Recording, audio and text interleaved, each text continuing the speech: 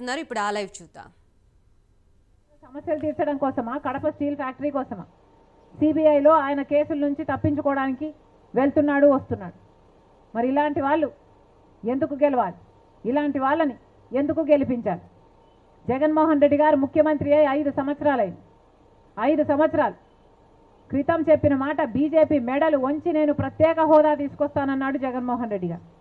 ఇంతవరకు 5 సంవత్సరాలుగా ఒక్క నిజమైన ఉద్యమం కూడా చేయలేదు ప్రత్యేక హోదా కోసం. బీజేపీతో దోస్తీ కోసం ప్రత్యేక హోదాను తాకట్టు పెట్టారు. ఒక ప్రత్యేక హోదాయే కాదు, పోలవరం ప్రాజెక్టు, రాజధానికి రావాల్సిన డబ్బులు, కడప స్టీల్ ఫ్యాక్టరీ, మన రాయలసీమకు రావాల్సిన ఎకనామిక్ ప్యాకేజ్, ఒకటి కాదు, 2 కాదు, రాష్ట్ర విభజన హక్కుల్లో ప్రతి ఒక్క హక్కును తాకట్టు పెట్టారు.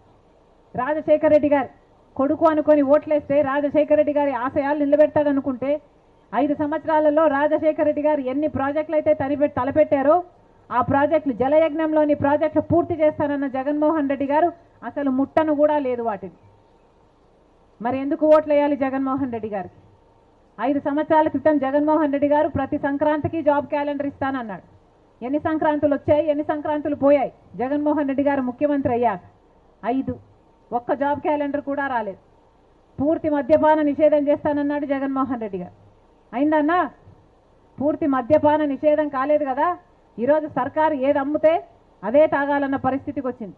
బయట బ్రాండ్లు ఎక్కడా లేవు. భూమ్ అమ్ముతే ప్రజలు భూమ్ తాగాలి, డిఎస్సి అమ్ముతే ప్రజలు డిఎస్సి తాగాలి, 3 క్యాపిటల్ అమ్ముతే 3 క్యాపిటల్ తాగాలి.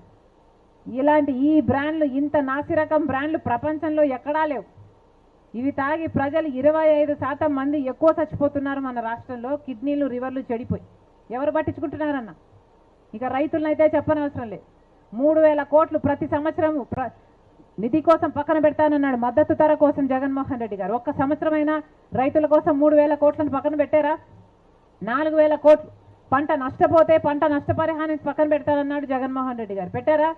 కనీసం డ్రిప్ వేసుకుందామంటే సబ్సిడీ లేదు, కనీసం పంట నష్టపోతే పంట నష్టపరిహారం లేదు.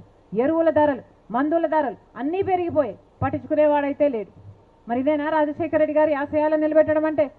ఒకసారి ఆలోచన చేయి. ఈరోజు ఒక్క కాంగ్రెస్ పార్టీ మాత్రమే ప్రజలకు, ప్రజల సంక్షేమానికి కట్టుబడిన పార్టీ. ఒక కాంగ్రెస్ పార్టీ మాత్రమే ప్రత్యేక హోదా 10 సంవత్సరాలు ఇస్తాము అని రాహుల్ గాంధీ గారు మేనిఫెస్టోలు కూడా చేర్చిన పార్టీ. ఒక కాంగ్రెస్ పార్టీ మాత్రమే మళ్ళీ ప్రజల గురించి ఆలోచన చేసే పార్టీ. రుణమాఫీ కావాలన్నా, మనకు పోలవరం ప్రాజెక్టు కావాలన్నా, కడప స్టీల్ ఫ్యాక్టరీ కావాలన్నా, రాజధాని కావాలన్నా, మనకు ఏ ఒక్క విభజన హామీలలో ఫుల్ఫిల్ చేసుకోవాలన్నా కాంగ్రెస్ పార్టీ అధికారంలోకి రావాల్సిన అవసరం ఉంది. కాంగ్రెస్ పార్టీ అంటే ఏదో కాదన్నా, కాంగ్రెస్ పార్టీ అంటే రాజశేఖర రెడ్డి గారి పార్టీ. అదే కాంగ్రెస్ పార్టీలో చేరింది రాజశేఖర రెడ్డి బిడ్డ. ఎందుకంటే ఒక కాంగ్రెస్ పార్టీ మాత్రమే ఈరోజు ప్రత్యేక హోదాకు కట్టుబడిన పార్టీ కాబట్టి. ఈరోజు కాంగ్రెస్ పార్టీ నుంచి రాజశేఖర రెడ్డి బిడ్డ ఎంపీ అభ్యర్థిగా పోటీ చేస్తుంది. మీ అందరికీ తెలుసు, కాంగ్రెస్ పార్టీ తరఫున నేను నిలబడ్డాను. వైఎస్ఆర్సీపీ జగన్మోహన్ రెడ్డి గారి పార్టీ తరఫున అవినాష్ రెడ్డి గారిని నిలబెట్టారు.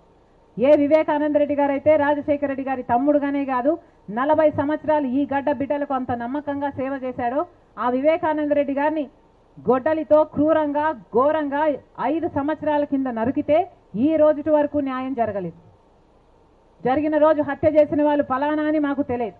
కానీ సిబిఐ ఈ రోజుకి సాక్ష్యాలు, ఆధారాలు అన్నీ పెట్టి వివేకానంద రెడ్డి గారి హత్య విషయంలో అవినాష్ రెడ్డి గారి పాత్ర ఉంది, హత్య చేయించిన వాళ్ళల్లో అవినాష్ రెడ్డి ఉన్నాడు అని అక్యూజ్డ్గా చేర్చింది. అయినా కూడా జగన్మోహన్ రెడ్డి గారు 5 సంవత్సరాలుగా ఆయన అధికారాన్ని అడ్డు వేసి అదే అవినాష్ రెడ్డి గారిని కాపాడుకుంటూ వచ్చారు. సునీతమ్మ, డాక్టర్ సునీత వివేకానంద రెడ్డి బిడ్డ న్యాయం కోసం పిచ్చిపట్టినట్టు తిరుగుతుంది. ఎవరు న్యాయం చేస్తారా అని పోలీస్ స్టేషన్ల చుట్టూ తిరుగుతుంది, కోర్టు చుట్టూ తిరుగుతుంది. 5 సంవత్సరాలు అయింది, ఈ రోజు వరకు ఆ కుటుంబానికి న్యాయం జరగలేదు. 5 సంవత్సరాలుగా వివేకానంద రెడ్డి గారి రక్తం మన గడ్డ మీద న్యాయం కోసం ఆక్రోషిస్తూనే ఉంది. అందుకే మళ్ళీ అవినాష్ రెడ్డికి టికెట్ ఇస్తే తట్టుకోలేక ఈరోజు రాజశేఖర రెడ్డి బిడ్డ పోటీకి నిలబడింది. ఇదే రాజశేఖర రెడ్డి బిడ్డ ఒకప్పుడు జగన్మోహన్ రెడ్డి గారి కోసం 3200 కిలోమీటర్లు పాదయాత్ర చేసింది. కానీ ఇదే రాజశేఖర రెడ్డి బిడ్డ ఈరోజు జగన్మోహన్ రెడ్డి గారికి ఎదురు నిలబడింది అంటే దానికి కారణం వివేకానంద రెడ్డి గారి హత్య విషయంలో జగన్మోహన్ రెడ్డి గారు వివేకానంద రెడ్డి గారి కుటుంబానికి అన్యాయం చేస్తున్నాడు కాబట్టి.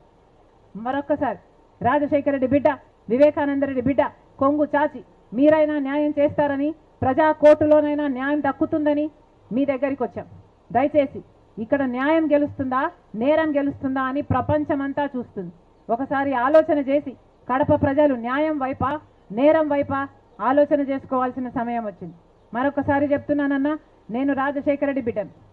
మీకు ఎంపీగా రాజశేఖర రెడ్డి బిడ్డ కావాలో లేకపోతే మీకు ఎంపీగా వివేకానంద రెడ్డి గారిని హత్య చేయించారు అని సిబిఐ ఆరోపిస్తున్న అవినాష్ రెడ్డి కావాలో మీరు తేల్చుకోవాలి.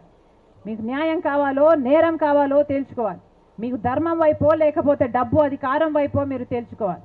మరొకసారి ప్రపంచమంతా కడప ప్రజలు ఏమి నిర్ణయిస్తారు అని ప్రపంచమంతా చూస్తుంది. న్యాయం గెలుస్తుందా నేరం గెలుస్తుందా అని. దయచేసి రాజశేఖర రెడ్డి గారిని అభిమానించే మీ అందరూ వివేకానంద రెడ్డి గారి ఆత్మకు శాంతి కలిగించాలని మీ రాజశేఖర రెడ్డి బిడ్డ శిరస్సు వంచి చేతులు జోడించి మనస్ఫూర్తిగా మిమ్మల్ని ప్రార్థిస్తుంది.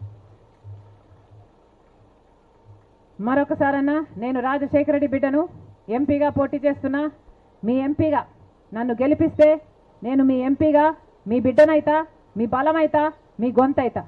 మీరు గెలిపించండి. మీకు మాటిస్తున్నా ఈ గడ్డ మీదనే బతుకుతా. మీకు మాటిస్తున్నా ఈ గడ్డ బిడ్డలకే నా జీవితాన్ని అంకితం చేయడానికి సిద్ధంగా ఉన్నా. మరొకసారి రాజశేఖర రెడ్డి బిడ్డను ఆశీర్వదించాలని ప్రతి అన్నను, ప్రతి తమ్ముని, ప్రతి అక్కను, ప్రతి చెల్లిని మీ రాజశేఖర రెడ్డి బిడ్డ శిరస్సు వంచి చేతులు జోడించి మనస్ఫూర్తిగా ప్రార్థిస్తుంది. జోహార్ వైఎస్ఆర్, జోహార్ వైఎస్ఆర్, జోహార్ వైఎస్ఆర్. అమ్మా హస్తం గుర్తమ్మా, అమ్మా హస్తం.